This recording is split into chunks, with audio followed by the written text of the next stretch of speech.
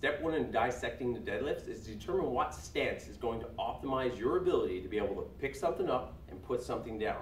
So essentially, people's genetics, their body length segments of the femur and tibia can determine what way is going to optimize your performance. The mobility of your ankle, the mobility of your hips, the stability of your knees, all those things are going to dictate which way you should set up. So I've got two simple assessments for you to be able to do to determine really good ways to set up for the deadlift, and stance width is going to be important. So some people do what's called a sumo squat, which is where you start like this, you walk your feet out a couple times. This is traditionally a sumo squat width, and a second squat is more of a conventional deadlift where you get into more like a hip to shoulder width stance. Both patterns can work, and both patterns can be used even by individuals that optimize in one position or the other. So here are my two assessments. One, we do what's called an overhead squat assessment, but facing the wall. And I refer to this as a foldability test. So what we're going to do is determine the best position that an individual folds from. I fold very well closer.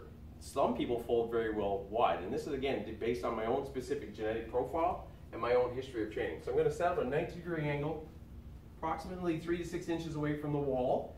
I'm going to press it up. And then from here, I'm just going to squat down and see how well I do so.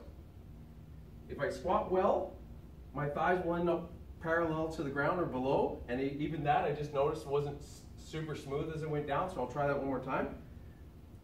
So if I fold reasonably well, I'll be able to drop my bum down below parallel, which is more than enough range of motion for the deadlift. Similarly, if I turn my feet out, 1, 2, etc., and get myself set up, bring myself in 3 to 6 inches again. If I check in the same idea, press up. If I fold better, and this is as far as I go naturally, and it feels quite tight in my hips. So if I fold better outside than I do inside, then that tells me, and some people have very distinct differences in terms of how they fold. So for me, over time, I've determined that a closer stance works better. For some people, that wider stance instantly changes the way they're able to move down. A second test is one to determine the best way to develop power.